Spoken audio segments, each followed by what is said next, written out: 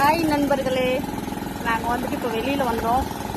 கொஞ்சம் டயர்டாக இருக்குது. ஸோ ஒரு கரும்பு ஜூஸ் குடிக்கலாம் தான் வந்திருக்கோம். ரோடு பார்த்தீங்கன்னா என்ன ரோடு தெரியல.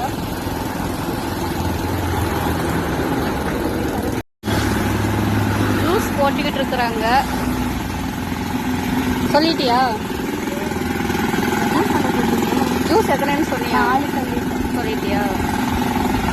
ஆம்பளை வயசு இருக்கு. ஆமாம், ஜூஸ் வெள்ளரி பிஞ்சு கூட விற்கிது. நல்லா இருக்குல்ல? சியர்ஸ்.